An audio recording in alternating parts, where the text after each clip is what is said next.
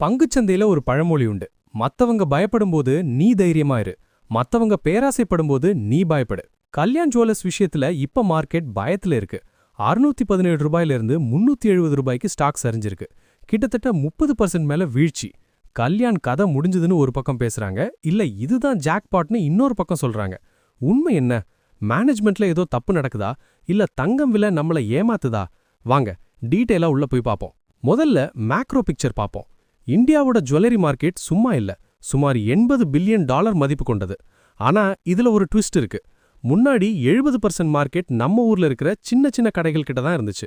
ஆனா இப்போ நிலைமை தலைகீழ மாறுது. கவர்மெண்டோட ஹால்மார்க்கிங் ரூல்ஸ், ஜிஎஸ்டி இதெல்லாம் வந்த அப்புறம் மக்கள் பிராண்டட் கடைகளை தேடி வர்றாங்க.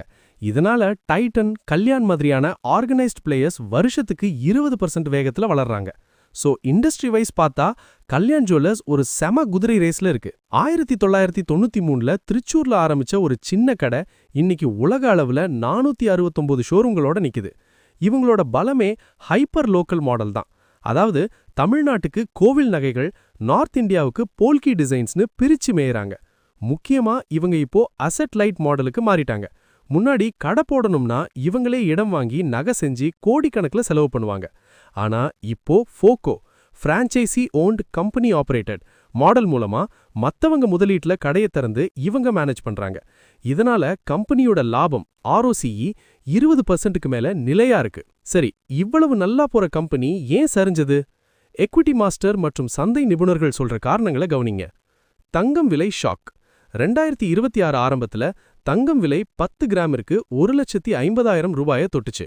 இதனால மிடில் கிளாஸ் மக்கள் நகை வாங்கறத தற்காலிகமா நிறுத்திட்டாங்க. விற்பனை வால்யூம் குறைஞ்சதுனால கம்பெனியோட லாப வரம்பு 7%ல இருந்து 6%ஆ சுருங்கிடுச்சு.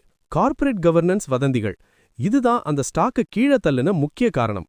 கம்பெனி ஓனர்கள் ஏதோ பிரைவேட் ஏர்கிராஃப்ட் வாங்கினாங்க, ஐடி ரைடு நடந்துச்சு, மோதிலால் ஓஸ்வால் ஃபண்ட் மேனேஜர்ஸ் கூட ஏதோ டீல் போட்டாங்கன்னு சோஷியல் மீடியாவில் வதந்திகள் பரவுச்சு.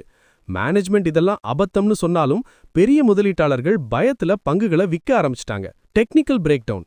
ரூபாய் 430 அப்படிங்கிற முக்கியமான சப்போர்ட் லெவலை உடைச்சதும் ஆட்டோமேட்டிக்கா பெரிய அளவுக்கு செல்லிங் பிரஷர் வந்துருச்சு. நம்பவே மாட்டீங்க, 2021ல இந்த கம்பெனி IPO வந்தப்போ ஒரு பங்கின் விலை வெறும் 87 ரூபாய். இன்னைக்கு 30% சரிவுக்கு அப்புறமும் இதோட விலை 370 ரூபாய்க்கு மேல இருக்கு.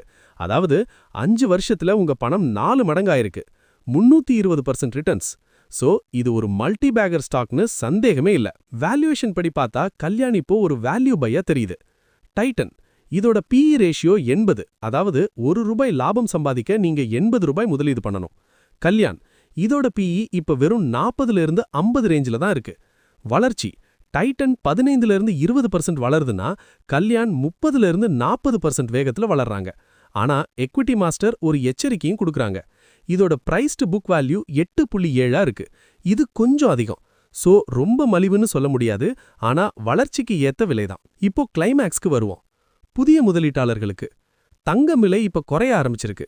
February 6ஆம் தேதி வரப்போற குவார்ட்டர் ரிசல்ட்ஸ் ரொம்ப முக்கியம். மேனேஜ்மெண்ட் மேல இருக்கிற வதந்திகள் பொய்ன்னு நிரூபிக்கப்பட்டா இந்த ஸ்டாக் மறுபடியும் 600 ரூபாய் நோக்கி போகும்.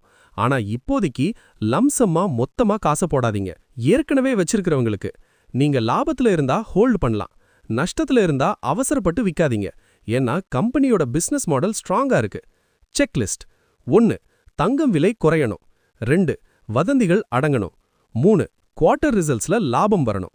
இந்த 3 நடந்தா கல்யாண் மறுபடியும் தங்கமா மின்னும். இந்த வீடியோ உங்களுக்கு கல்யாண் ஜுவல்லர்ஸ் பத்தி ஒரு தெளிவான ஐடியா கொடுத்திருக்கும்னு நம்புறேன். நீங்க இந்த ஸ்டாக்க பத்தி என்ன நினைக்கிறீங்க?